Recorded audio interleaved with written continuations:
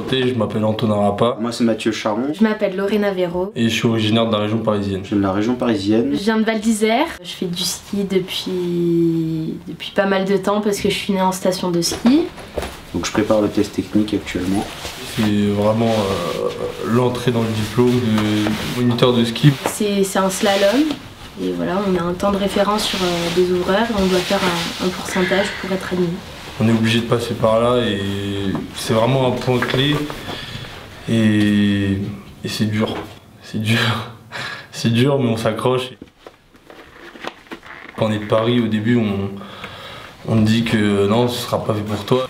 Et dès que j'allais au ski, je voyais tout le temps les petits du ski club passer avec leurs beaux skis, leurs belles combinaisons et ça m'a toujours attiré.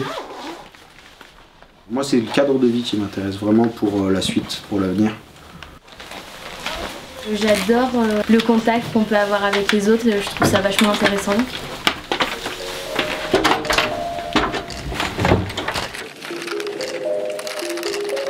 En général l'échauffement c'est quelque chose d'assez convivial, on est tous les uns avec les autres, c'est tout le temps le même échauffement, chaque jour.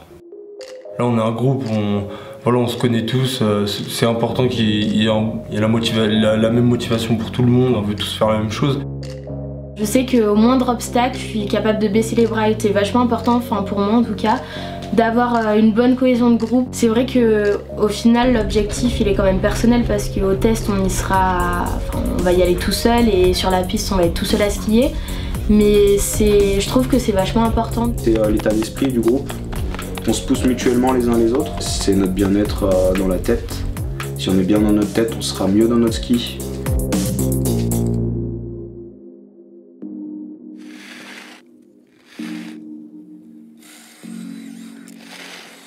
Cet engagement puis cette combativité.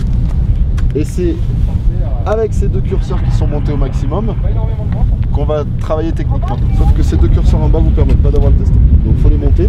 Et là par contre techniquement il va y avoir des failles. Mais c'est ces failles qu'on va travailler pendant ces blocs de 3 semaines.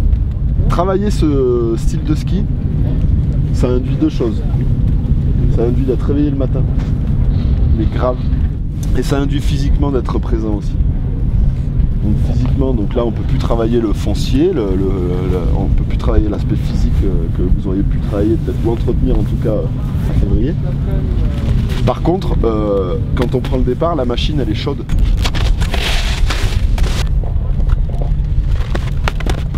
Quand on est énervé, voilà, faut souffler un grand coup, voilà, pour revenir dedans et te fais pas écraser par cet énervement. C'est plus du sport comme j'ai pu faire en club. Voilà, là c'est pour vraiment un métier, un objectif de vie. C'est pas comme une compétition. Voilà, je sais pas, tu vas le dimanche, tu fais ta match au foot ou une compétition d'un autre sport.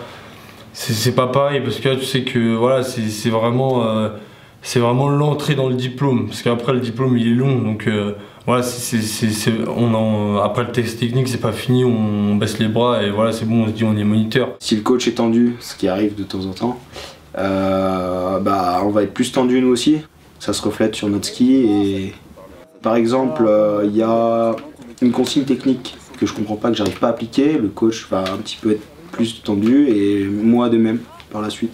Des fois, en fonction de ma forme physique aussi, en fin de semaine en général on est plus fatigué, on y va plus tranquillou, mollo, on met plus de temps à faire son premier run. Parce qu'il faut partir dans l'optique que dès la première manche on est là, on est présent et on fait notre meilleur ski possible.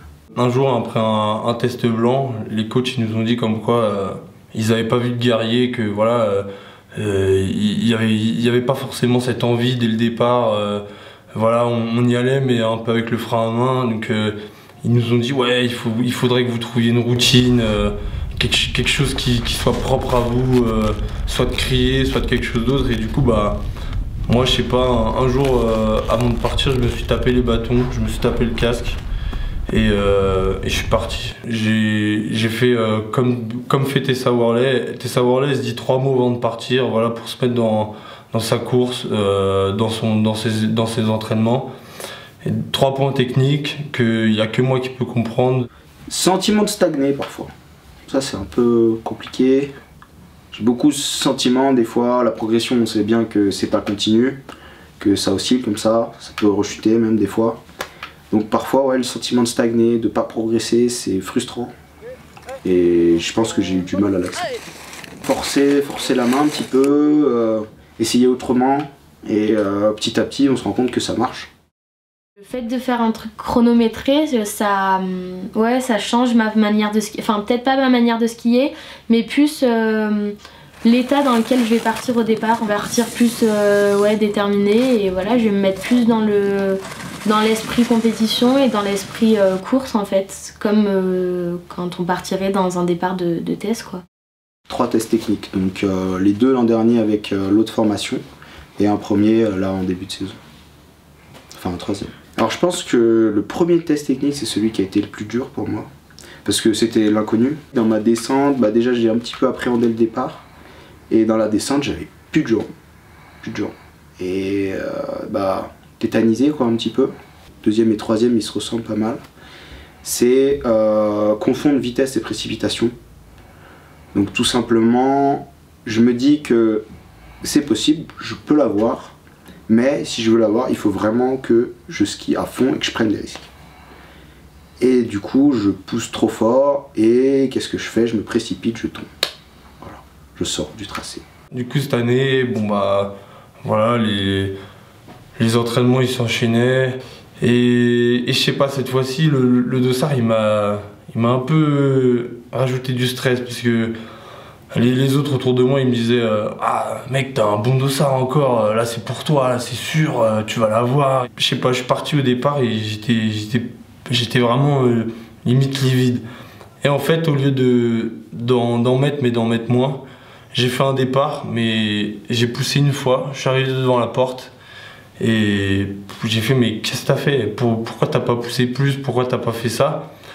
Et en fait après ça m'a mis dans le jus sur toutes les autres portes et au bout de la 6e porte je suis sorti. Je sais pas si on peut parler de gros échecs, mais c'est vrai que par exemple cette année quand j'ai raté mon test en janvier, sur le coup ça m'a mis quand même une claque parce que déjà je l'ai raté de peu, et je pense que c'est plus ça qui est frustrant. J'ai essayé de trouver le positif dans cet échec et au final je pense que ça marche plutôt bien quoi.